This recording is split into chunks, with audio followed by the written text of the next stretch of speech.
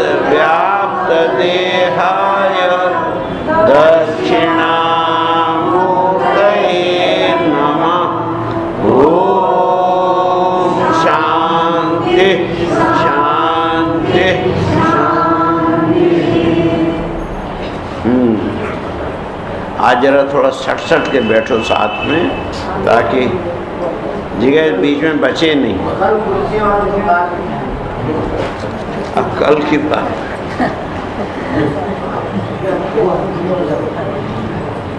चलो हाँ,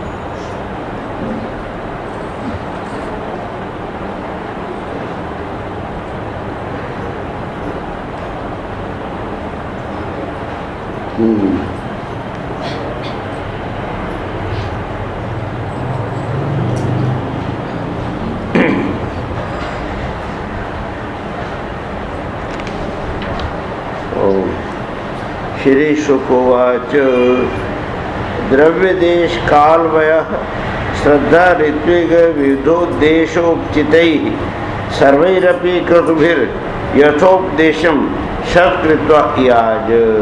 तो हम लोग ऋषभ देव जी, इसके पिता भरत जी के पिताजी, उनकी कथा सुन रहे थे और इस बात को देखा था कि ऋषभ देव जी जो थे ये इतने ज्ञानी थे और क्या थे, साक्षात भगवान के अवतार थे। क्योंकि उनके जो पिता थे नाभि, उन्होंने भगवान से एक ही वर मांगा था कि मुझे केवल आप जैसा पुत्र चाहिए, और भगवान जैसा दूसरा भगवान कहाँ से होगा, हो ही नहीं सकता। तो इसलिए विवश होकर भगवान ने कहा अच्छा भाई मैं ही पैदा होऊंगा।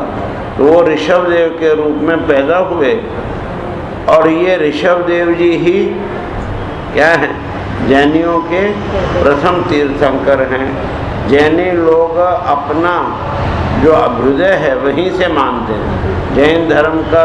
हालांकि ऋषभ देव जी ने कहीं जैन धर्म का उपदेश नहीं किया है, वो तो परम भागवत थे, लेकिन उनका जो चरित्र है वो इतना तपों में, इतना ज्ञान में और इतना साधना में था कि उसकी वजह से जैनी उसको ही अपना वो प्रेरणा स्रोत, क्या कहते हैं उसको, प्रेरणा स्रोत मान लेते हैं।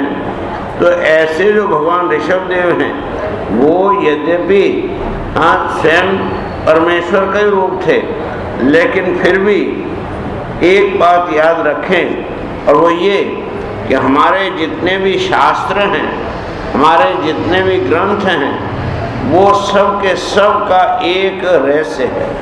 और वो रहस्य ये है कि जितने भी हैं शास्त्र वो हमारे लिए हैं। क्या है, शास्त्र जितने भी किसके लिए, हमारे लिए हैं। और हमारे लिए कब होंगे, जब हम उनको समझेंगे। और समझेंगे कब, तो जब हमको उनकी भाषा आती होगी। भाषा का मतलब संस्कृत नहीं, भाषा का मतलब अभिव्यक्ति का माध्यम। तो हमारी जो संस्कृति है, खास करके पुराण जितने भी हैं, उन पुराणों में भी और महाभारत आदि दूसरे जितने भी ग्रंथ हैं, उनमें जो कुछ भी कहा गया है वो सब का सब प्रतीक भाषा में कहा गया। क्या कहा, प्रतीक भाषा में। तो प्रतीक का अर्थ क्या होता है कि जिस वस्तु को हम प्रत्यक्ष न कर सकें, उसको प्रत्यक्ष करने के लिए हम कोई ना कोई एक प्रतीक मान लेते हैं, सिंबल मान लेते हैं। जरा आगे हो जाइए आप लोग तो अच्छा होगा। सट के बैठिए, हाँ ऐसे जरा और सट के बैठ जाओ साथ साथ में। देखो कितनी जगह निकल आई। तो इसीलिए हमारे यहाँ हर एक शरीर का जो अंग है वो भी क्या है, प्रतीक है। हाँ, भगवान के जो हाथ हैं वो कर्म शक्ति के प्रतीक हैं। हाँ, भगवान की जो आँखें हैं वो दर्शन की प्रतीक हैं, और जो सिर है वो अहंकार का प्रतीक है, पैर हैं वो गति के प्रतीक हैं। हर एक अंग जो है वो एक प्रतीक के माध्यम से, जो भी बात कहनी हो शास्त्र को, वो किसी न किसी प्रतीक के माध्यम से कहते हैं। अभी आप लोगों ने नवरात्र पूजन किया कि नहीं? नवरात्रों का पूजन किया, और नवरात्र का मतलब क्या? 9 देवियां हैं, 9 देवियां हैं। और ये जो देवी है वो प्रतीक है किसकी? शक्ति की, शक्ति की प्रतीक है। और शक्ति जो होती है वो 9 प्रकार की होती है। शक्ति जो है 9 प्रकार की शक्ति, और वो जो शक्ति है वो 2 तरह की है। एक विनाशक शक्ति और एक सर्जनात्मक शक्ति, प्रोडक्टिव और डिस्ट्रक्टिव, 2 तरह की शक्ति हो गई। तो 9 शक्तियाँ और उसके 2 भेद, तो कितने हो गए? 18 हाथ हैं भगवती के, 18 हाथ हैं, हो गया ना। तो इसीलिए हम उनकी नवरात्रों में पूजा करते हैं ना। तो नवरात्र का मतलब 9 प्रकार की शक्ति, 9 प्रकार का जो अज्ञान है हमारे अंदर, हाँ, उसको दूर करने के लिए शक्ति जो है वो अभिव्यक्त होती है। और जो जैसा होता है उसको ठीक करने के लिए साधन भी वैसे ही चाहिए, ना। तो इसी तरह से आप विनाशक भी देखते हैं, चामुंडा देवी है, और दूसरी देवियों ने क्या किया? चंड मुंडादि जितने भी राक्षस थे उनका वध किया कि नहीं? तो ये कौन सी शक्ति हुई? विनाशक शक्ति है। और सबको ज्ञान देने वाला सरस्वती, वो भी वही है, नहीं? तो सरस्वती जो है वो क्या है? ज्ञान दे करके आपको मोक्ष देने वाली है। इसी तरह से जो लक्ष्मी है वो आपको धन धान्य ऐश्वर्य जीवन के उपभोग के जितने भी साधन हैं उन साधनों से आपको संपन्न करने वाली लक्ष्मी है। तो इस तरह से एक एक देवी के क्या हो गए? अनेक रूप हो गए ना। और वो जो अनेक रूपाय कहते हैं ना, तो वो जो अनेक रूप हैं उनमें शक्ति की अभिव्यक्ति होती है। तो इस प्रकार से हम नव दुर्गा के माध्यम से 9 प्रकार की शक्तियों की उपासना करते हैं, पूजा करते हैं, और उससे अपने जीवन को क्या करते हैं? विशुद्ध बनाते हैं। इसलिए लिखा यहाँ कि वो जो थे कौन? ऋषभ देव जी। वो ऋषभ देव जी भी इस प्रकार से उन्होंने उपासनाओं के द्वारा जितने भी देवी देवता थे उनकी खूब उपासना की उन्होंने। और इसमें लिखा है कि उन्होंने जितने भी देवी देवता थे उस समय सबकी क्या किया? 100 यज्ञों के द्वारा उपासना की। कितने? 100 यज्ञ, एक एक देवता के, एक एक देवी के 100 यज्ञ किए। और वो यज्ञ भी सामान्य नहीं, बल्कि यहाँ मंत्र कहता है द्रव्य देश काल वय श्रद्धा, है कि नहीं? कितनी चीजें हो गई? एक तो द्रव्य, हाँ, द्रव्य का अर्थ है खूब, जहाँ खर्च हो। और देश, कैसा देश है? जैसा देश हो वैसे वहाँ यज्ञ भी करना पड़ेगा। हाँ, तो देश, एक वेद का मंत्र कहता है देश कालो समाकीर्त्य तथा धर्मम समाचरे। देश और काल इन दोनों की सम्यक विवेचना करके ही धर्म का अनुसरण करना चाहिए। अब बताऊं आपको, हम लोग कैलाश मानसरोवर की यात्रा में गए 3 बार, और हर बार वहाँ काठमांडू में स्नान किया, और फिर स्नान करके जो गए तो मानसरोवर में जाके स्नान किया चौथे दिन। बीच में 3 दिन किसी ने स्नान किया ही नहीं। अब ये बताओ, ये हमने गलत किया कि ठीक? क्यों? तो स्नान 2 बातें हैं। एक तो ये कि स्नान करने का उद्देश्य क्या? हाँ, अपने अंदर का गंदगी हटाना, और जो भौतिक जल है वो भौतिक गंदगी को हटाएगा, है ना। अब भौतिक गंदगी क्या होती है कि एक तो पसीना आता है शरीर में, और ऊपर से धूल पड़ती है, उसी को साफ करोगे। अब वहाँ तो जहाँ -10 डिग्री ठंडी पड़ती हो वहाँ पसीना आएगा, और जहाँ पानी और बर्फ के सिवा कुछ है ही नहीं वहाँ धूल कहाँ से आएगी? तो शरीर गंदा हो ही नहीं सकता, तो फिर उसको साफ करने की क्या जरूरत है? और -10 डिग्री ठंडी में अगर रोज हम नहाएं यहाँ की तरह, तो फिर यात्रा लायक रहेंगे ही नहीं, यात्रा ही नहीं होगी। तो इसलिए ये देश है, जैसा देश वहाँ उसी ढंग से। और यहाँ कोई अगर 2 दिन ना नहाए तो वो कस्तूरी मृग बन जाएगा। कस्तूरी मृग समझो ना, दूर से सुगंध आती है। तो ऐसी अवस्था में ये देश देखना पड़ता है। इसी प्रकार से काल का भी बड़ा महत्व है। हाँ, किस काल में क्या करना, भगवान ने तो यहाँ तक है दान भी देना हो तो उसको भी देशे काले च पात्रे च, देश काल देख के दो, उचित देश में उचित काल में देना चाहिए, हो गया नहीं? तो ये सब जो है देश काल, और फिर वह का अर्थ है उम्र, हो गया नहीं? अब बुढ़ों के साथ जवानों जैसा व्यवहार नहीं हो सकता, जवानों के साथ बच्चों जैसा व्यवहार नहीं हो सकता, बच्चों के साथ बुढ़ों जैसा व्यवहार नहीं हो सकता। तो हर एक जिसको भी जो देना है, ये यज्ञ करना है, वो उसकी उम्र का भी ध्यान रखना पड़ेगा। और फिर चीज है श्रद्धा। सबसे बड़ी चीज क्या है? श्रद्धा है। कल हमने कहा था कि हम लोग श्राद्ध करते हैं, अपने माता पिता का क्या करते हैं? श्राद्ध करते हैं। और बम्बई में हमने देखा एक सज्जन को, उनका माँ के साथ बड़ा दुश्मनी चल रही थी, झगड़ा चल रहा था, केस चल रहा था। तो माँ को बड़ा परेशान करता था, उसको खाने नहीं देता था, वो नहीं करता था, और परेशान करता था। लेकिन एक दिन माँ मर गई, तो उसने उसकी अंत्येष्टि में 1 लाख रुपया खर्च किया। बड़ी धूमधाम से उसकी अंत्येष्टि किया। और जब 1 साल के बाद श्राद्ध का समय, तो 10 लाख रुपया खर्च करके उसने माँ का श्राद्ध इतनी धूमधाम से किया कि सारे एरिया में चर्चा होने लगी। अब एक बात ईमानदारी से बताओ कि वो श्राद्ध है या नहीं?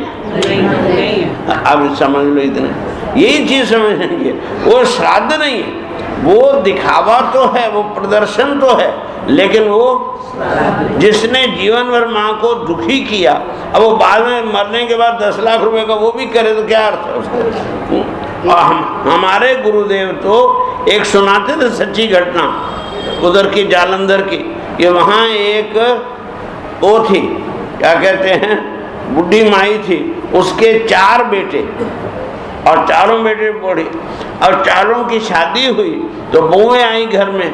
तो बहुओं ने थोड़े दिन तो देखा, बाद में उन्होंने क्या किया, घर के 4 हिस्से कर दिए, ये मेरा, ये उसका, ये उसका, ये उसका, चारों भाइयों के 4 हिस्से हो गए। अब माँ को कौन रखे? अरे माँ का क्या है, माँ तो कहीं भी सो जाएगी, माँ तो कहीं भी खा लेगी, सब तो उसी के बेटे हैं, तो उसका कोई भाग नहीं रखा। अब बेचारी माँ अपने कमरे में पड़ी है। कौन सा कमरा? वो सीढ़ी होती है ना, सीढ़ी, तो सीढ़ी के नीचे जगह होते, वहाँ एक खाट डाली, उसमें माँ बेचारी पड़ी रहती। अब जो है वो क्या हो कि माँ को भूख लगे, वो समझे कि उसने खिला दिया होगा, वो समझे उसने, माँ बेचारी भूखी रह जाए।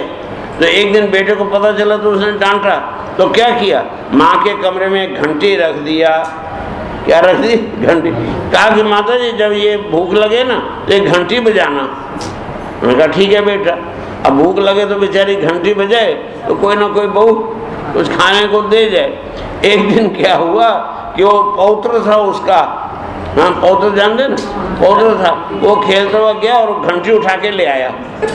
अब घंटी तो माँ कैसे बजाएगी, तो घंटी बजे नहीं तो क्या हुआ, कोई खाने को देगा, बेचारी बुढ़िया भूख से मर गई। मर गई बुढ़िया भूख से। तो अब सबको पता चला तो बड़े वो हुए, तो अब जो उसकी वो निकाले, भूख के कारण से माँ का मुंह खुला का खुला रह गया। अब क्या करें, तो जो छोटी बहू थी ना सबसे, वो बड़ी चालाक थी, तो उसने देखा कि ये तो बड़ा मजाक होगा, तो क्या किया, झट गर्मा गर्म घी किया और लाके सास के मुंह में डाल दिया। अब बताओ, मरी हुई सास घी पिएगी। अब जिसको खाने के लिए सूखी रोटी नहीं मिली उसको घी मुंह में डाल, तो क्या हुआ, वो अंदर तो जाएगा नहीं घी, तो दोनों तरफ से बाहर आ गया। अब वही उसी रूप में शव यात्रा निकली, तो ऊपर से छत से लोग देखें कि हाँ बुढ़िया कितनी भाग्यशाली थी, घी के कुल्ले करती हुई मरी।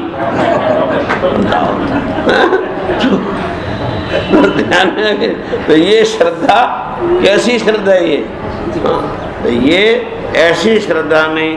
श्रद्धा का वास्तविक अर्थ है श्रतम सत्यम धारयति या वृत्ति सा श्रद्धा। जो श्रत नाम का जो सत्य है, सत्य भी दो प्रकार का होता है, एक आंख से देखा हुआ और एक कान से सुना हुआ। हम लोग किसको ज्यादा प्रमाणिक मानते हैं,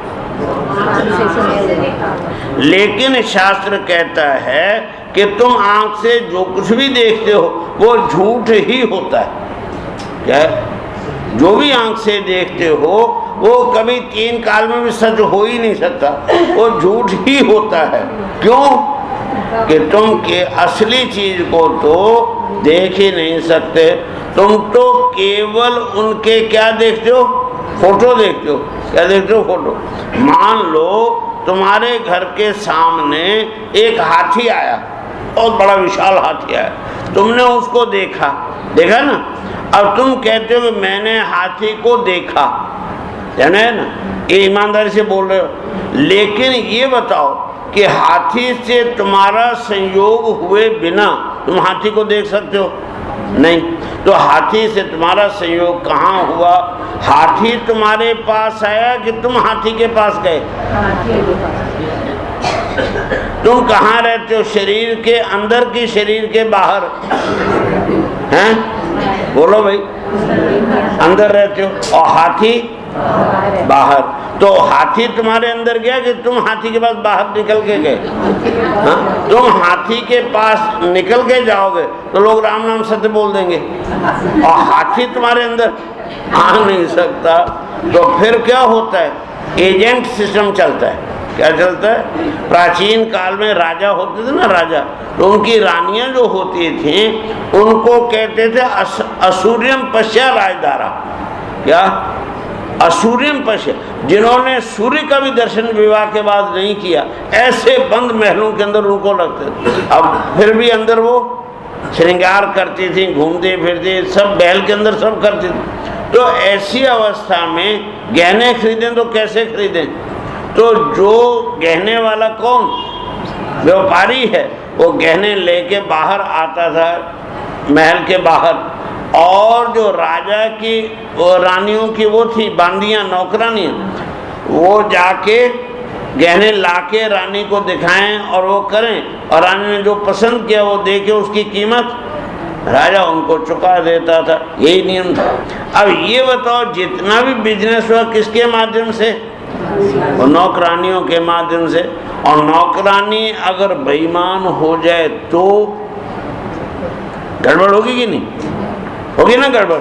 अब देखो, हाँ, तुम्हारे सच्ची घटना चलो बता देता हूँ। हमारा एक मित्र था, बड़ा घनिष्ठ मित्र, वो पड़ गया बीमार, तो मैं उसको देखने गया, तो साथ में जाते हुए एक बहुत बड़ा गुलाब का एकदम सफ़ेद दूध की तरह सफ़ेद फूल ले गया और उसको जाके प्रेजेंट किया। बड़ा खुश हुआ। खैर बातचीत करके मैं चला आया। 1 महीने के बाद मैं फिर उससे मिलने गया, तब तक वो स्वस्थ हो गया था। तो कहता गुरुजी आपने उस दिन जो पीला गुलाब का फूल दिया था बड़ा सुंदर था। मैंने कहा मैंने तुझे कोई पीला गुलाब नहीं दिया। नहीं आपने दिया था ना उस दिन आके पीला गुलाब। मैंने कहा नहीं भाई मैंने पीला गुलाब कोई लाए ही नहीं। हाँ मैंने तो सफेद। नहीं आप पीला गुलाब लाए थे। अब बताओ। हाँ इतने में उसकी पत्नी आई, कहते काहे को झगड़ते हो, उस समय तुमको जॉन्डिस हो गई थी, पी लिया। हाँ तो हर एक चीज कैसी दिखेगी, पीली दिखेगी। तो अब ये बताओ उसने सफेद गुलाब देखा कि पीला, और था कौन सा? तो ये किसकी बेईमानी हुई? इसमें एजेंट की बेईमानी होगी कि नहीं? तो ये एजेंट सिस्टम जहां भी आता है वहां बेईमानी आती। आपने देखा केवल चित्रों को। यहाँ हरिद्वार के स्टेशन पर 1 नंबर प्लेटफार्म और 2 नंबर प्लेटफार्म पे एक साथ 2 गाड़ियां आई, समझेगी? अब वो जो दोनों गाड़ियां थी एक साथ रुकी, तो उसमें से 2 औरतें उतरी, दोनों थी मुसलमान हैं, और दोनों ने क्या ओढ़ा हुआ? बुर्का ओढ़ा हुआ। अब दोनों ने एक दूसरे को बुर्के में से देखा। ए बहन तुम कहाँ से आई? कहते देहरादून से। तुम कहाँ से आई? कहते रुड़की से। दोनों गले मिली और बाजार में घूमी, खाया पिया, वो किया। शाम को आई और जो रुड़की वाली थी रुड़की चली गई, और जो देहरादून वाली थी वो। अब बताओ दोनों में से किसने किसको देखा? उसने उसके बुर्के को देखा, तुमने उसने उसके बुर्के को देखा। यही ना हुआ? इसी तरह से अब जरा ईमानदारी से सोचो, तुम्हारी शादी हुई किसके साथ? पति के साथ। पति को तुमने देखा कि उसके शरीर को देखा? बोलो जल्दी। और उसने तुम्हारा क्या देखा? वो बुर्का नहीं है तो और क्या है? बुर्के के अंदर भी जैसे वो छेद रहते ना यहाँ आंखों के सामने, उसमें से देखते हैं, ऐसी इन आंखों से तुमने देखा। तो किसको देखा? पति के बुर्के को ही देखा ना। और पति ने तुम्हारे अंदर कौन है उसको किसने देखा? तो ऐसी अवस्था में तुमने जो कुछ भी देखा वो झूठ ही देखा, चित्रों के माध्यम से ही देखा। अभी 30 जनवरी को गांधी जी की जिस दिन मृत्यु हुई थी, उस दिन वो टीवी के ऊपर दांडी यात्रा दिखा रहे थे। तो एक छोटे बच्चे ने पूछा ये कौन है? तो बाप ने कहा ये गांधी जी हैं, ये सरदार पटेल हैं, ये जो है रफ़ी अहमद किदवई हैं, ये वो हैं, सब परिचय दिए। अब वो बाहर आके शाम को कहते मैंने आज गांधी जी को देखा। ये बताओ वो सच बोल रहा है कि झूठ हैं? बोलो भाई। उसने गांधी जी को देखा है? उसके बाप का भी जन्म नहीं हुआ था जो गांधी जी पर गए थे। तो क्या देखा? चित्र को देखा गांधी। तो आपने जीवन में चित्रों के सिवाय और कुछ कभी देखा क्या? तो चित्र है, हो गया कि नहीं? तो इस समझे ना? तो इसीलिए हाँ ये जो महीना चल रहा है ना, अभी कौन सा महीना चलता है? चैत्र का मतलब क्या? हाँ चित्र जहाँ दिखाई दे वो चैत्र हो गया नहीं? तो चित्रे भेदम चैत्रम, तो ये चैत्र महीना उसी। तो ये जो है अर्थ क्या निकला कि तुम आंख से जो कुछ भी देखते हो वो केवल झूठ ही होता है। अब रही बात कान से सुनने की, तो कान से सुना हुआ जो है वो 2 प्रकार का होता है, एक आर्ष वाक्य और एक अनार्ष वाक्य, एक शास्त्र वचन और दूसरा अनाप्त वचन, जो किसी ने भी मुंह से बोल दिया। तो जो ऐसे ही व्यक्ति का बोला हुआ वचन है उसको प्रमाण नहीं माना जा सकता, लेकिन जो शास्त्र वचन है वो कभी झूठ नहीं होता। और वो शास्त्र को अपने आप तो बोलेगा नहीं, कब बोलेगा? किसी न किसी व्यक्ति के माध्यम से ही बोलेगा। हाँ वो आप लोग सुनते ना, आज्ञा भई अकाल की तभी चलायो पंथ, सब सिखन को हुक्म है गुरु मानो श्री ग्रंथ। अब ये बताओ ग्रंथ साहब जो है वो अपने आप किसी को समझाएगा, उपदेश करेगा? ग्रंथ साहब से के साथ में जाके मत्था टेको तो क्या उपदेश मिलेगा? कब मिलेगा? जब कोई व्यक्ति उसका आपको समझाएगा तभी ना मिलेगा। इसीलिए उनके यहाँ भी ग्रंथी जी और क्या है वो ज्ञानी जी और संत जी कितने रिश्तेदार, वो काहे के लिए है? व्याख्या करने के लिए। तो ऐसी अवस्था में शास्त्र जो भी मिलता है वो किसके माध्यम से? गुरु के माध्यम से। किसके माध्यम से मिलता है? गुरु के द्वारा मिलता है। इसलिए भगवत्पाद जगद्गुरु आदि शंकराचार्य जी ने कहा कि गुरु उपदेश उपदिष्ट वेदांत वाक्येषु विश्वास श्रद्धा। गुरु के द्वारा उपदेश जो शास्त्र वचन हैं उनमें विश्वास करना ही श्रद्धा है ना। तो ऐसी जो श्रद्धा है वो जब व्यक्ति के अंदर कब जागृत होगी? गुरु के प्रति विश्वास कब होगा? शास्त्र के प्रति विश्वास कब होगा? जब आपकी वृत्ति सात्विक होगी। क्या होगी? सात्विक वृत्ति होगी। तो वृत्ति सात्विक कब होगी? जब आपके अंदर सत्वगुण होगा। और सत्वगुण कब होगा? तो जब आपकी चार चीजें सात्विक हों। कौन कौन सी याद है किसी को? पहला सबसे भोजन, पहला भोजन, दूसरा चिंतन, तीसरा कर्म और चौथा संग। हो गया ना।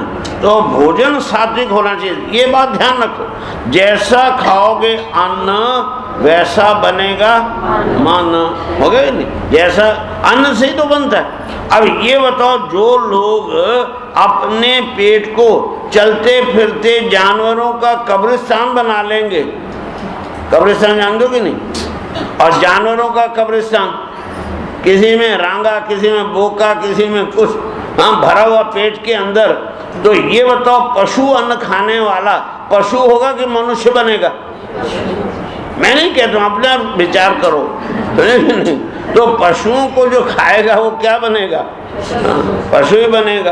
तो ऐसी अवस्था में वो सात्विक चिंतन नहीं कर सकता।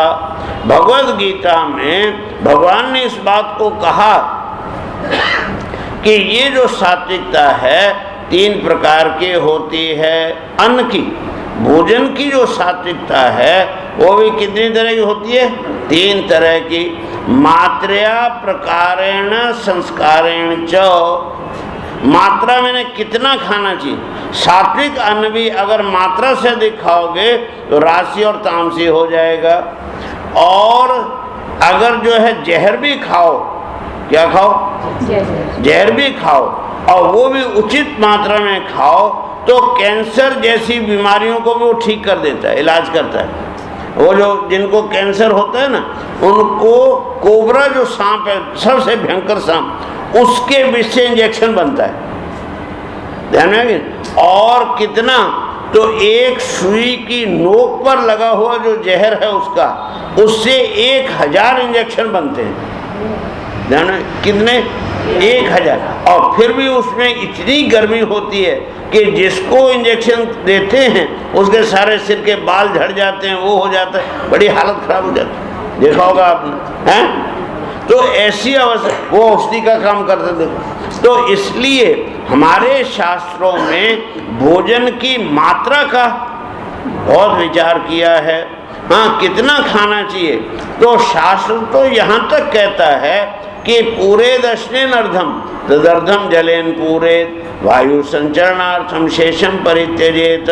जितनी तुम्हारे पेट में जगह है उसका आधा, मैंने 50% भोजन करो, और 25% पानी से भरो, और 25% प्राणवायु के संचरण के लिए खाली छोड़ दो। अब ये बात अलग है कि किसी का पेट जो 9 टाक बने 2 टांग ही खाता है, किसी का जो पेट है वो आधा किलो खाता है, और किसी का पेट 10 किलो भी खा जाता है। होगा कि नहीं? बड़े बड़े जो पहलवान 10-10 किलो खा जाते हैं। तो इसलिए कहने का अभिप्राय है कि जितनी भूख है उसका आधा खाओ, उसका आधा पानी पियो और आधा खाली छोड़ो। तो इस तरह से वो भोजन की मात्रा और जो प्रकार है उसके विषय में भगवान ने 17वें अध्याय में कहा कि जो तुम्हारे अंतःकरण को और तुम्हारी आयुष्य को बल और आरोग्य प्रदान करने वाला हो सुख और प्रीति को बढ़ाने वाला हो, सात्विक और कैसा हो तो रसपूर्ण हो, घी तेल स्निग्ध भी हो और स्वादिष्ट भी हो और एनर्जी वाला भी हो, ऐसा जो भोजन है सात्विक है। और बहुत खट्टा, बहुत कड़वा, बहुत तीखा, बहुत ज़्यादा नमक वाला, हाँ बहुत ज़्यादा गरम, ये सब जो भोजन है वो राशि कहलाता है। और सड़ा हुआ, गला हुआ, बासी जो भोजन है वो तामसी कहलाता है। तो ये ध्यान रखना चाहिए खाने। और तीसरी जो बात है वो है प्रकारण संस्कार है, संस्कार। हम लोग भोजन की सफाई का तो ध्यान रखते हैं, हम लोग भोजन की शुद्धि का तो ध्यान रखते हैं, लेकिन भोजन की संस्कारता का ध्यान नहीं रखते हैं। तो भोजन का जो संस्कार है वो भी 3 प्रकार का होता है। निर्माण नहीं, मूल, निर्माण और ग्रहण, 3 अवस्थाओं में। पहला है मूल, जिस अन्न को आप खाते हैं वो किस द्रव्य के द्वारा है, किस धन के द्वारा आया है। अगर वो पाप की कमाई से खरीदा हुआ अन्न है तो कितना भी स्वच्छ निर्मल अन्न हो वो आपके अंदर जाके विकारों को पैदा करेगा। और इसका सबसे बड़ा प्रमाण हम सिखों के प्रथम गुरु नानक देव जी उन्होंने दिया। वो तो भिक्षा करके खाते थे और भिक्षा लोग वहीं ले आते थे कुटिया पे। तो एक दिन क्या हुआ, एक गरीब किसान सिर्फ रोटियां बना के और सब्जी साथ में लेके आया गुरुजी के लिए खाने के लिए। उसी समय एक बहुत बड़ा ठेकेदार कॉन्ट्रैक्टर जो था वो भी टिफिन पूरा भर के, उसमें खीर भी है, मालपुआ भी है, हाँ खिचड़ी भी है, सब्जियां हैं, अचार है, चटनी है, कचौड़ी है, वो सब भर के लाया कि गुरु महाराज मैं आपके लिए भोजन लेके आया हूँ।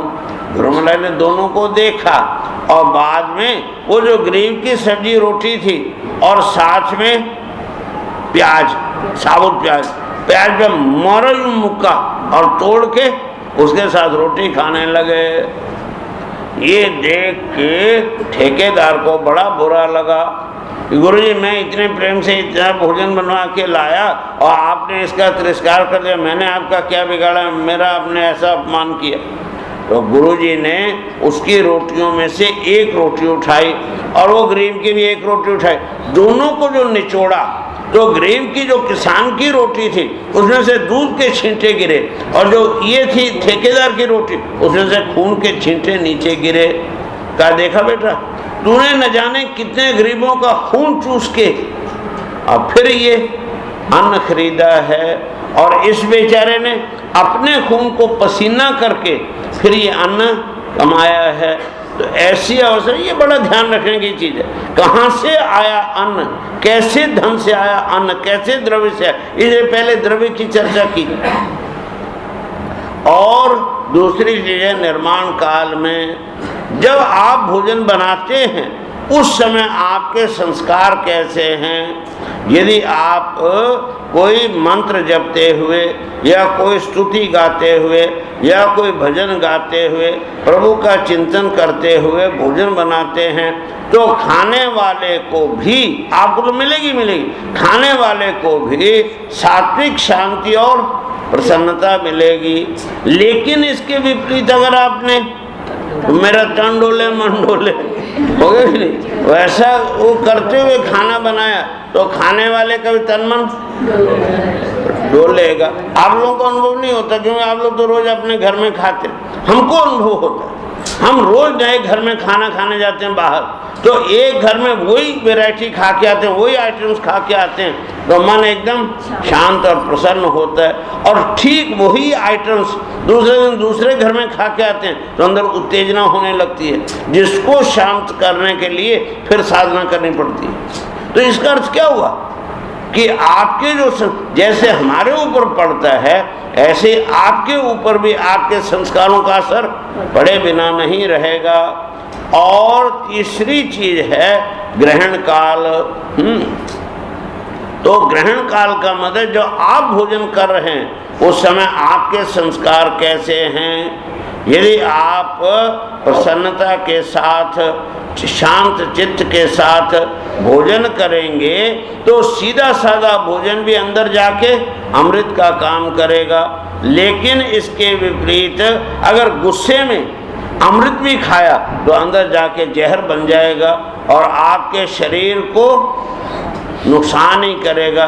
जो लोग क्रोध के आवेश में भोजन करते हैं उनका ब्लड प्रेशर हमेशा हाई होगा, पहली कंडीशन, और उनको डायबिटीज जरूर होगी, ध्यान में। और डायबिटीज और ब्लड प्रेशर होगा तो उसके परिणाम 3, या तो ब्रेन हेमरेज हो जाएगा, या जो है पैरालाइसिस हो जाएगा, और या फिर हार्ट अटैक हो जाएगा। ये सब से बचने के लिए ये बात याद रखो, घर में जब भी भोजन करो या कराओ उस समय वातावरण एकदम शांत और निर्मल होना चाहिए, प्रेम पूर्वक, प्रीति पूर्वक भोजन करना चाहिए और कराना चाहिए। तो इस तरह से ये भोजन का मात्रा, प्रकार और संस्कार, इन 3 दृष्टियों से सात्विक होना आवश्यक है। और दूसरी चीज है चिंतन। चिंतन शब्द का अर्थ है विचारधारा। आपके सोचने का जो ढंग है, आपके विचार करने की जो विधा है, प्रकार है, वो कैसा है।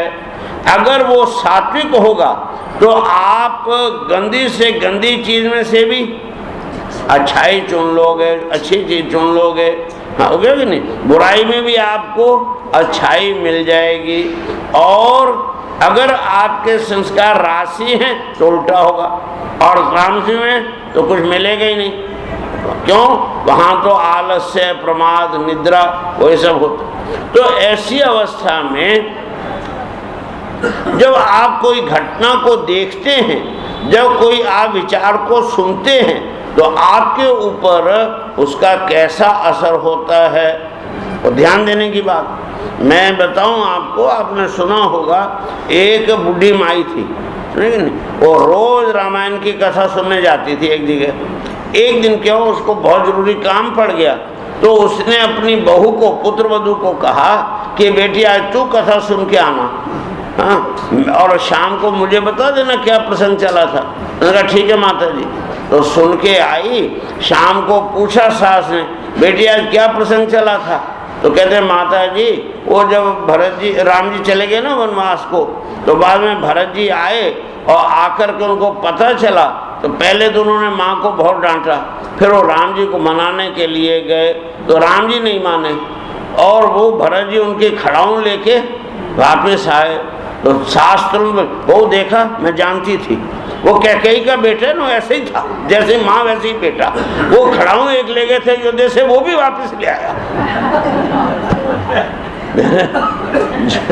जबकि वास्तविकता क्या है कि जैसा उनका भरत का चरित्र है, उतना श्रेष्ठ त्यागमय चरित्र आपको सारे इतिहास में नहीं मिलेगा। भरत जैसा इतना ऊंचा चरित्र है उसका, इतना तपस्वी में जीवन है उसका, इतना सात्विक जीवन है उसका, कि कभी कभी तो हमको राम से भी वो ऊंचे दिखने लगते। और वो बुढ़िया तो ये क्या है? ये विचारधारा का मतलब है। दुर्योधन को एक भी, वो यज्ञ के समय एक भी राजा ऐसा नहीं मिला जो अच्छा हो, और युधिष्ठिर को एक भी राजा ऐसा नहीं मिला जो बुरा। ये क्या है? ये दृष्टि दोष। आपकी दृष्टि कैसी, आपका दृष्टिकोण कैसा है, आपकी विचारधारा कैसी है, वो बड़ी महत्वपूर्ण है। अगर सात्विक विचारधारा होगी तो आप बुराई में से भी अच्छाई खोजेंगे, और अगर राशि होगी तो अच्छाई में भी आपको बुराई दिखाई देगी। हो गया ना? तो ऐसी अवस्था में चिंतन। और तीसरी चीज है कर्म। कर्म का अर्थ है तुम्हारा संकल्प और उद्देश्य कैसा है। एक दंपति, पति पत्नी के 2 बेटे, और क्या कहते हैं उनको, जुड़वा, ट्विंस बच्चे थे 2। तो क्या हुआ कि थोड़े दिन तो 4-5 साल तो चला, 5 साल के बाद पति पत्नी में झगड़ा होने लगा और दोनों ने डाइवोर्स ले लिया। और डाइवोर्स के बाद एक बेटे को माँ ले गई और एक बेटे को बाप ले गया। बाप ने क्या किया कि वो बेटे को वो जो आर्मी स्कूल था उसमें एडमिट करा दिया, और माँ ने उसको बाजू में एक स्कूल था उसमें भर्ती करा दिया। अब वो जो था लड़का जो आर्मी स्कूल में गया, वो तो धीरे धीरे बढ़ता बढ़ता एकदम कर्नल बन गया आर्मी का, और उसको मशीन गन और दूसरे जो हथियार वगैरह सब ट्रेंड था, तो मशीन गन हाथ में रखता था, और वो जो है ड्यूटी उसकी लग गई बॉर्डर पर। और जो दूसरा भाई था, हाँ, वो भाई स्कूल में पढ़ते पढ़ते बुरी संगत में पड़ गया, कुसंगत में पड़ गया, और कुसंगत में पढ़ के पहले धीरे धीरे चोरियां करने लगा, फिर मारपीट करने लगा, फिर धीरे धीरे लूटने लगा, और धीरे धीरे वो पक्का डाकू बन गया। क्या बन गया? डाकू। और हथियार इकट्ठे करके उसने अपना एक वो बना लिया, क्या कहते, गैंग बना लिया, और 50 आदमी उसने इकट्ठे कर लिए। एक दिन क्या हुआ कि पाकिस्तान ने भारत के ऊपर आक्रमण कर दिया, तो वो जो मोर्चे पर खड़ा था कर्नल भाई, उसने अपनी मशीन गन से 5000 शत्रुओं को गोलियों से भून दिया। हाँ, तो जब वो लौट के आया, मरा नहीं, लौट के आया, तो उसको क्या मिलेगा? परमवीर चक्र और अनेक पुरस्कार और रिवार्ड्स वगैरह मिले। और जो दूसरा भाई था गैंगस्टर का मालिक, हाँ, उसने क्या किया, एक दिन एक कस्बे को, पूरे कस्बे को चारों तरफ से घेर लिया, और अपनी मशीन गन से 5000 गांववासियों को गोलियों से भून दिया और लूट लिया। लेकिन हुआ क्या, वो पकड़ा गया। अब उसको क्या मिलेगा बोलो? जेल और फांसी। तो दोनों ने काम तो एक ही किया नहीं, दोनों के हाथ में मशीन गन है, दोनों ने 5-5 हजार आदमियों को मारा, तो काम एक ही किया कि दो? काम तो एक ही किया। मशीन गन भी वैसी और वो आदमी भी वैसी, 5-5 हजार। लेकिन एक को फांसी मिलती है और दूसरे को परमवीर चक्र और इनाम मिलते हैं। क्यों? कर्म कैसा है ये? तो आप जो करते हैं वो महत्वपूर्ण नहीं है, ध्यान देना इस बात को। आप जो कुछ करते हैं वो महत्वपूर्ण नहीं है, बल्कि आप कैसे करते हैं, उसके पीछे आपका उद्देश्य क्या है, उसके साथ आपका संकल्प क्या है, उसका असर पड़ता है, ना? तो इसलिए सात्विक कर्म करने का अर्थ है तुम्हारा उद्देश्य सात्विक होना चाहिए। और उद्देश्य, सात्विक उद्देश्य क्या है? भगवत प्राप्ति करना, यही तो है, प्रभु का प्रेम प्राप्त करना। उसके लिए सबके अंदर मैत्री, दया, करुणा आदि जो सद्गुण हैं उनके को पकड़ के फिर कर्म करो। और जो लोग राग, द्वेष, ईर्ष्या, घृणा के कारण से कर्म करते हैं, वो कर्म क्या होगा? राशि होगा, पाप के लिए होगा। तो ऐसी अवस्था में सात्विक कर्म करो। और चौथी चीज है संग। उसके विषय में तो कहने की जरूरत ही नहीं। अगर आप किसी ज्वारी का संग करेंगे तो एक दिन आपको पकड़ के क्या कसीनो, क्या कहाँ ले जाएगा? कसीनो में ले जाएगा।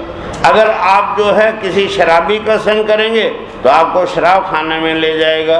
स्मोकर का संग करेंगे तो आपके मुंह में सिगरेट लगाएगा। और किसी सत्संगी का संग करेंगे तो आपको संन्यास आश्रम में ले आएगा। होगा कि नहीं? तो इसलिए ये संग का असर पड़ता है। हाँ, तो इस तरह से ये चारों चीजें, भोजन, चिंतन, कर्म और संग, ये चारों जब आपके सात्विक होंगे तो आपके अंदर सत्वगुण की वृद्धि होगी। और सत्वगुण की वृद्धि होगी तब आपके अंदर श्रद्धा पैदा होगी, तब श्रद्धा पैदा होगी। और उस श्रद्धा के द्वारा ही आप उस परम सत्य का, जो जीवन का परम लक्ष्य है, जिसको प्राप्त करने के बाद कुछ प्राप्त करना शेष नहीं रहता, हाँ, उसको प्राप्त कर सकेंगे उस श्रद्धा के द्वारा। भगवान भगवद गीता में कहते हैं श्रद्धावान लभते ज्ञान। कौन ज्ञान प्राप्त कर सकता है? जो श्रद्धावान है। लेकिन श्रद्धा के साथ दो चीजें और चाहिए। एक तत्परता, एक्टिवनेस, और एक संयतेन्द्रिय, इंद्रियों का संयम हो गया ना। तो इस प्रकार से कहते हैं श्रद्धा।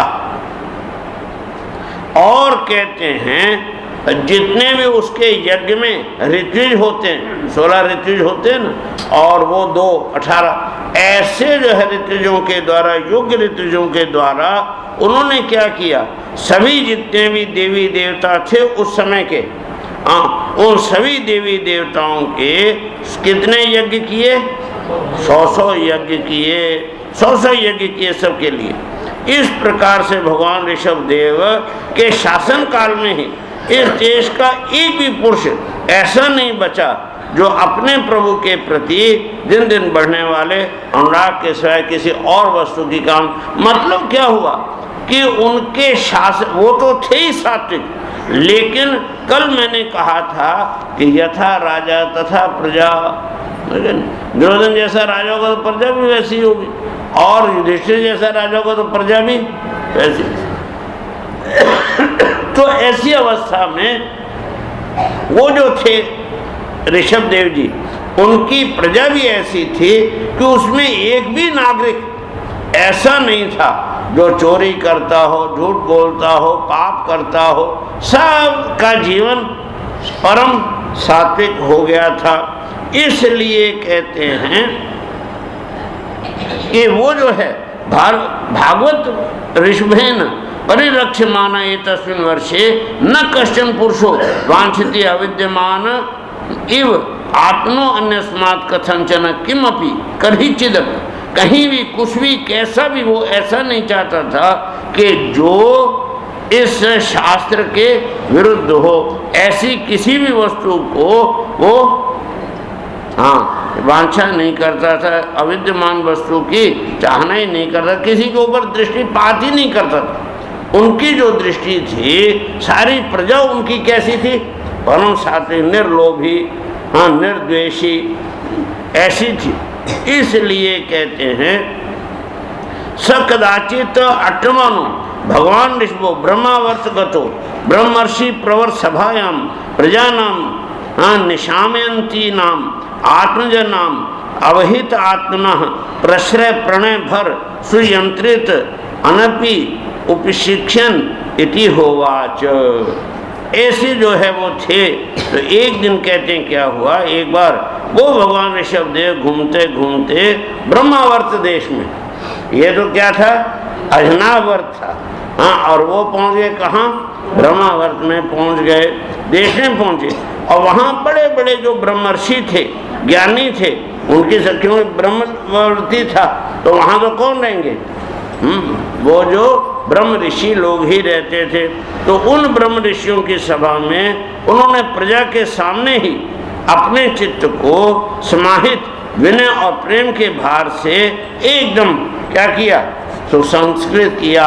अर्थात वो जो ब्रह्मर्षियों का ज्ञान, वो जो ब्रह्मर्षियों की साधना, वो जो ब्रह्मर्षियों का जीवन, उससे उन्होंने अपने जीवन को क्या किया, शुद्ध किया, स्वच्छ किया। यद्यपि वो थे ही ईश्वर के अवतार, लेकिन फिर भी इसके लिए कल बताया था ना, लोक संग्रह में वापस संपश्यन का, लोक संग्रह के लिए, बाकी जो प्रजा है वो भी उसका क्या कर सके, सम्यक प्रकार से ग्रहण कर सके।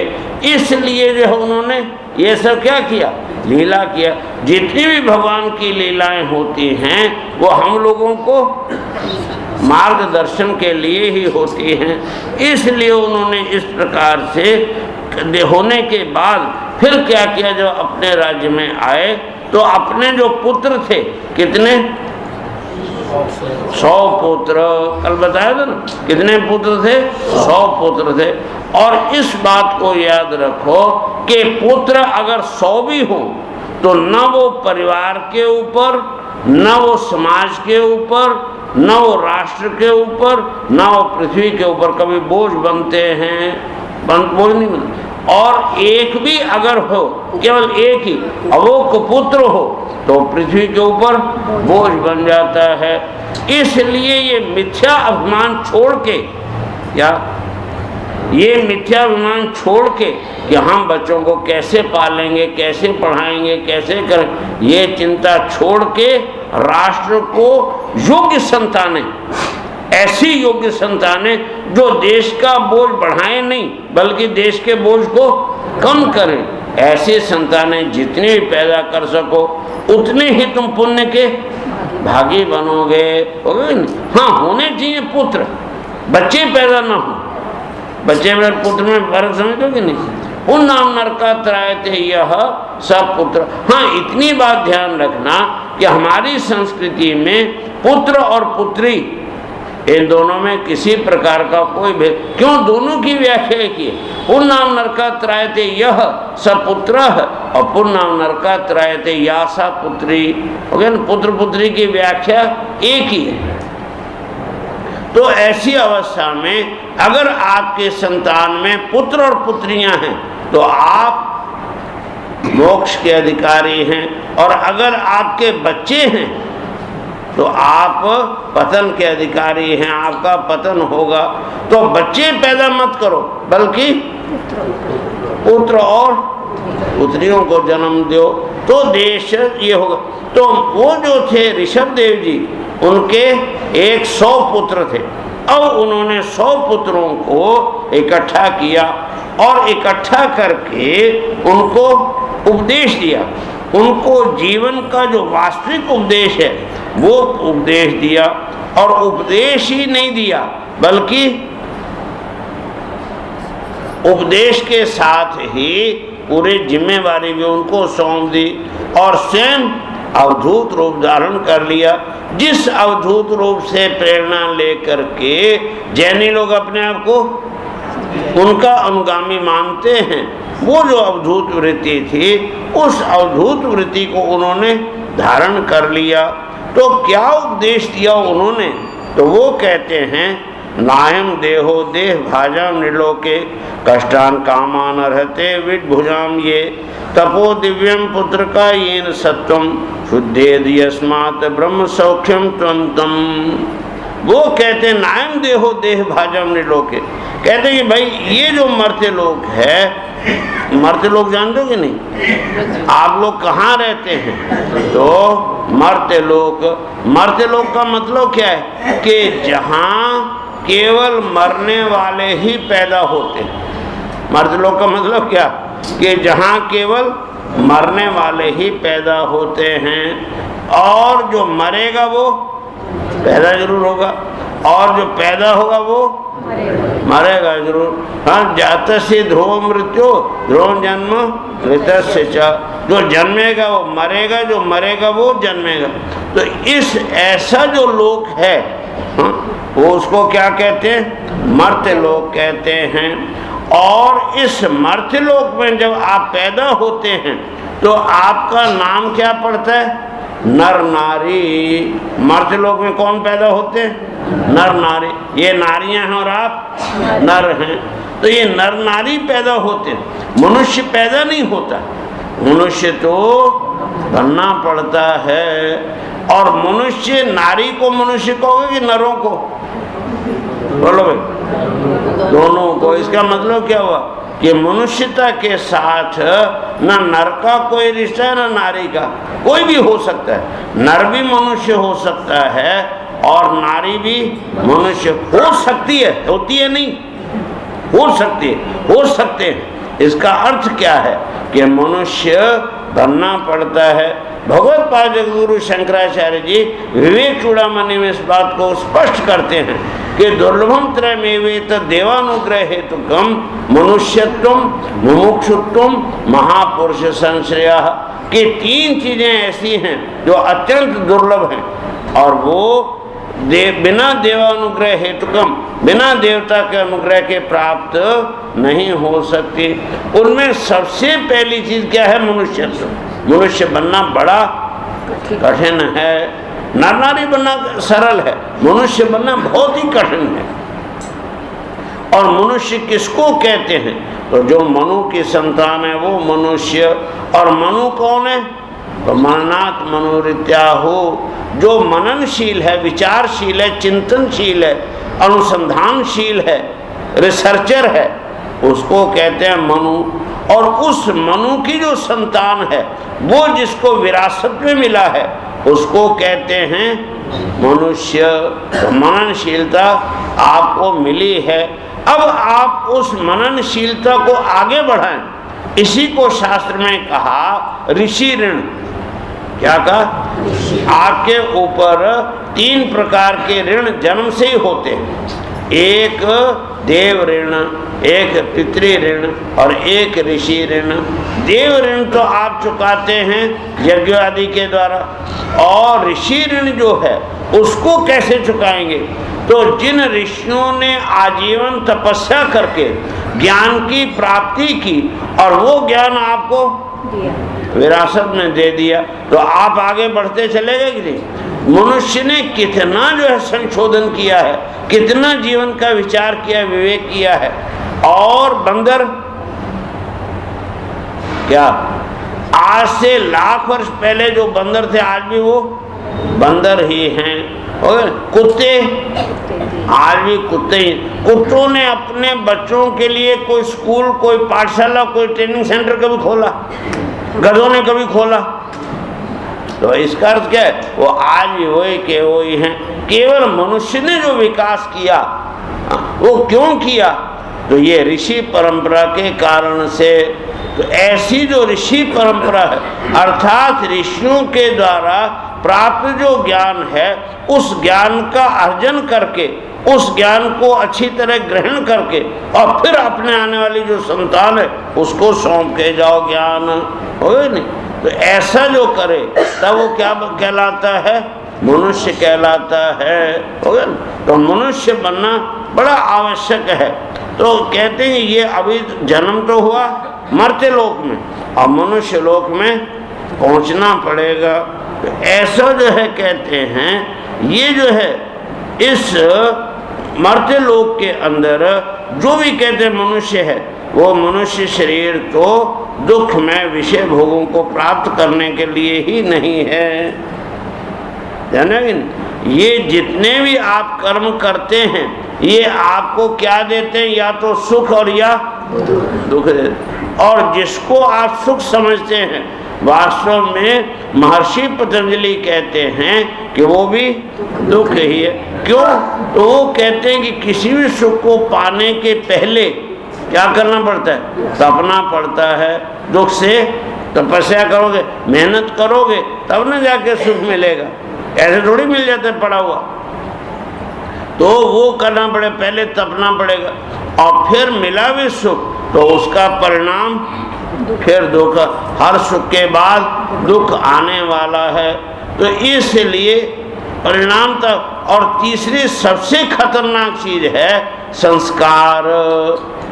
व्यक्ति को वस्तु उतना दुख नहीं देती जितना उसके संस्कार उसको दुखी करते हैं। और ये संस्कार जो होते हैं ये एक तरह के नहीं, सैकड़ों तरह के होते हैं। राग के संस्कार, द्वेष के संस्कार, ईर्ष्या के संस्कार। दो व्यक्ति हैं, दोनों के पास एक जैसी संपत्ति है, बिल्कुल एक जैसी, लेकिन फिर भी हाँ, एक परमानंद में रहता है और दूसरा नरक में रहता है, सब कुछ होते हुए भी। तो उसका कारण क्या? संस्कार। तो संस्कार। और फिर चौथी बात कहते हैं कि ये जो गुण हैं सत्व रज तम, इन तीनों गुणों में हमेशा वृत्ति में विरोध होता रहता है। आप एक सी वृत्ति को हमेशा ग्रहण नहीं रख सकते, कभी सात्विक कभी राजस, और वो हमेशा आपस में खींचातानी होती रहती है। इसलिए दुख ही दुख है। क्या है? दुख ही दुख है। तो कहते हैं फिर भी ये जो आपका जीवन है, यद्यपि ये सुख दुख की खिचड़ी है, यद्यपि ये आपको दुख देता है, फिर भी साथ ही एक बात ये है कि ये जो मनुष्य जीवन है ये परम मोक्ष का कारण भी है। शरीरम आद्यम खलु धर्म साधनम। शरीर जो है आपका वो धर्म का पहला साधन है। बिना शरीर के, इस मनुष्य शरीर के बिना आप कुछ कर नहीं सकते। तो ऐसी अवस्था में इस शरीर को प्राप्त करके कहते हैं तपो दिव्यम पुत्र का ये न शत्रु। हे पुत्रो, ये जो तप है, इस तप के द्वारा क्या करे, दिव्य जो तप है उसको करना चाहिए, जिससे आपका अंतःकरण तो ये न शत्रु शुद्धेत, जिससे आपका अंतःकरण क्या हो जाए, शुद्ध हो जाए। हाँ, और क्योंकि इसी से अनंत ब्रह्मांड की प्राप्ति, ब्रह्मानंद की प्राप्ति होती है। यस्मात् ब्रह्म सौख्यम त्वंतम, इसलिए उसके लिए करना क्या चाहिए, साधन क्या करने चाहिए, कौन सा तप करना चाहिए। तो एक तो तप है जो भूखे रहने का तप। हाँ, आज मेरा सोमवार है, आज मेरा मंगलवार है, आज मेरी एकादशी है, तो उस दिन क्या करते हैं, हाँ उस दिन ये नहीं खाएंगे, वो खाएंगे। और बंबई में तो मैं देख के हैरान हो गया, वहाँ फलार के नाम से क्या क्या नहीं मिलता, कम से कम 60 आइटम मैंने गिनी खाने की, फलार के नाम से। फलारी चिवड़ा, फलारी वो गाठिया, और फलारा ये, और फलारी वो क्या कहते हैं, पेटिस, और पेटिस नहीं, रगड़ा पेटिस। हाँ, ऐसी ऐसी फलारी। अब वो फलारी चीजें लाके, हाँ रोज तो खाते थे 200 ग्राम, 2 रोटी खाते थे, उस दिन कम से कम 500 ग्राम खाएंगे। तो वो अब फिर कहेंगे हमारा आज व्रत है, धन्य हो व्रत हो। तो समझे कि नहीं। तो वास्तव में ये सब ढोंग छोड़ो, जाने कि नहीं, ये भूखा रहने से कोई तपस्या नहीं होती, बल्कि असली तप वो है इंद्रिय संयमो तपः, इंद्रियों का संयम करना ही तप है। और इंद्रियों का संयम ये है कि आप जिस समय जो करें उस समय वही करें, क्या, जिस समय जो करें उस समय वही करें, दूसरा ना करें। खाते समय केवल खाओ, दूसरी चिंता को मत आने दो। जिस समय पढ़ो केवल पढ़ो, जिस समय ध्यान करो केवल। एक दिन उषा जी ध्यान कर रही थी लेकिन घर में, और बड़े भगवान का बैठ के ध्यान कर रहे, साथ में जप कर रही थी। इतने में क्या हुआ, बहू ने हलवा बनाना शुरू किया और हलवे की सुगंध आई नाक में। हाँ, तो उषा जी कहाँ पहुँच गई,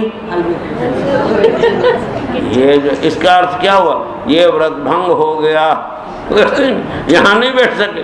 तो इंद्रिय संयम रूपी जो व्रत है वो सबसे बड़ा तप है। और उपनिषदों में तो कहा है यस ज्ञानमयम तपः, ऐसा तप होना चाहिए ज्ञान में। ज्ञान में का अर्थ है विवेक में तप होना चाहिए। वो कैसे होगा वो तप, इस बात को वो कहते हैं कौन, ऋषभ देव जी बेटों को, अपने 100 बेटों को कहते हैं कि वो जो तप है कैसा तप होगा, इसकी चर्चा हम तुमको कल सुनाएंगे। हाँ, एक सूचना ये है, अब मैं भूल गया असल में बताना, कि कल जो है रामनवमी है, और रामनवमी के दिन गंगा स्नान का महात्म्य है। एक बात याद रखो, गंगा स्नान करना या घाट स्नान करना, हाँ? तो वास्तव में महात्म्य गंगा का है, घाट का नहीं। और उसमें भी फिर क्या मूर्खता आ गई कि हर की पौड़ी जाना है, हर की पौड़ी जाना है। लोग हर की पौड़ी का मतलब ही नहीं समझते। असली बात ये है कि वहाँ एक आगे पौड़ी स्टेट है, यहाँ से जो आगे ऋषिकेश से आगे जाओ ना तो पौड़ी स्टेट है, और वहाँ का एक राजा था, उसका नाम था हरिचंद, है ना। उसकी जो माँ थी बूढ़ी, उसने उनसे आग्रह किया बेटा मुझे एक बार हरिद्वार में गंगा स्नान करा दे। उसने कहा ठीक है। उसने अपने आदमी 50 भेजे कि जाओ पता करो कौन सी जगह, कौन सा घाट सबसे बढ़िया है। तो उन लोगों ने जाके कहा कि महाराज वहाँ तो कोई घाट पक्का है ही नहीं, सब कच्चे घाट हैं, तो इसलिए राजमाता स्नान कर सके नहीं। तो उसने कहा अच्छा मेरी तरफ से एक बढ़िया घाट बनाओ। तो वो पौड़ी स्टेट के हरि ने क्या बनाया, घाट बनाया। अब वो इतना बढ़िया घाट उसने बनाया तो सब लोग कहाँ जाएंगे, वो तो रानी राजमाता तो स्नान करके चली गई, अब घाट एक ही था तो सब लोग जाते थे कहाँ, कोई हर की पौड़ी। अच्छा, बाद में उसके सामने एक कुंड बना हुआ देखते हो जिसको लोग ब्रह्म कुंड कहते हैं। वो ब्रह्म कुंड जो है अंग्रेजों ने बनवाया 1854 में, ध्यान है कि नहीं? वो जो नहर ये कैनाल निकाली कि नहीं, तो उस समय उन्होंने वहाँ एक नहाने के लिए कुंड बना दिया, तो उसका नाम है ब्रह्म कुंड। असल में वो ब्रह्म कुंड है नहीं। ध्यान है, शास्त्र में शिव पुराण के अंदर उसका वर्णन है ब्रह्म कुंड का, तो उसमें उन्होंने बताया है कि इधर तो जो जिसको आप लोग भीमगोड़ा कहते हैं ना, असली उसका वैदिक नाम है भीम कुंड। क्या नाम है? भीम कुंड। और इधर जो दक्ष प्रजापति का मंदिर है उसके आगे जाके आपको मिलेगा सती कुंड, समझे ना? तो भीम कुंड से लेके सती कुंड तक, और इधर जो है जो रेलवे लाइन ना, वो ललता रोड पुल है, उसके नीचे से जाके रेलवे क्रॉसिंग करके आगे एक मंदिर है बिलुकेश्वर, और इधर जो है जहाँ से वो यात्रा शुरू होती है ना चंडी की ट्रॉली सर्विस वाली, उसके पास आप देखें नीलेश्वर महादेव का मंदिर, बड़ा पुराना मंदिर। तो ये चार जो थे वो ब्रह्म कुंड के किनारे पर, और इन चारों के बीच में जो जगह वो क्या है, वो ब्रह्म कुंड थी उस समय से ब्रह्म। तो हम लोगों का ये जो आश्रम है ये कहाँ बना हुआ है? ब्रह्म कुंड में बना हुआ है। और पीछे जितने भी घाट हैं वो सब ब्रह्म कुंड के ही घाट। और गंगा जो है वो गंगा एक ही है, चाहे वो हर की पौड़ी पर हो और चाहे वो यहाँ हो। तो हम लोग जो है, इसलिए भाई मैं तो कभी हर की पौड़ी में स्नान करता नहीं, सीधी बात। हम तो यहीं गंगा पीछे जो अपने घाट हैं, इसी घाट पर स्नान करते हैं। और रही जिसके अंदर अंधश्रद्धा हो वो वहाँ हर की पौड़ी जाए, और नहीं तो सुबह 6 बजे हम लोग यहाँ से चलेंगे, और पीछे जो घाट है बड़ा सुंदर घाट है, देव घाट, तो देवेश्वर घाट, वहाँ पर 3 हिस्से बने हुए घाट के, एक स्त्रियों के लिए, एक पुरुषों के लिए, एक संतों के लिए। तो वहाँ अपने स्नान करेंगे। जिनको भी हमारे साथ चलना हो 6 बजे ठीक 5:45 बजे नीचे आ जाओ, तो साथ में 6 बजे चलेंगे, वहाँ स्नान करके आएंगे। और जिन लोगों को हर की पौड़ी जाना हो वो अपनी स्वेच्छा से जाएं। अब सीधे होकर के बैठो, जोर से हरिओम की ध्वनि करके 1 मिनट एकाग्रता पूर्वक अपने हृदय में उस सत्य चित आनंद स्वरूप परम परमात्मा का अपने हृदय में एकाग्रता पूर्वक 1 मिनट तक अपने इष्ट देव के रूप में ध्यान करो। हरे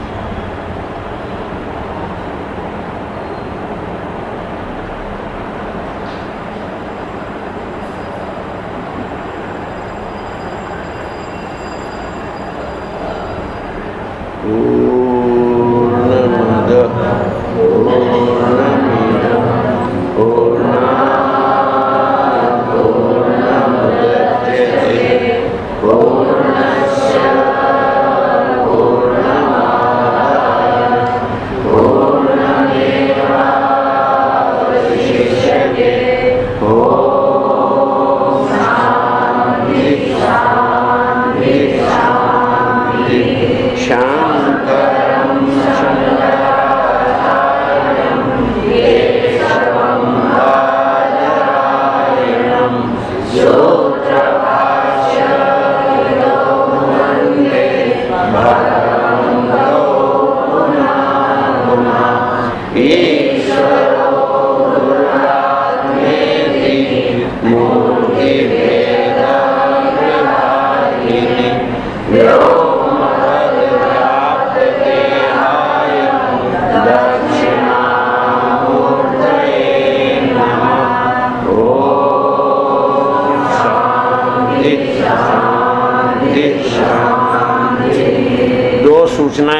हैं। एक तो ये बंद, हाँ, दो सूचनाएं विशेष हैं।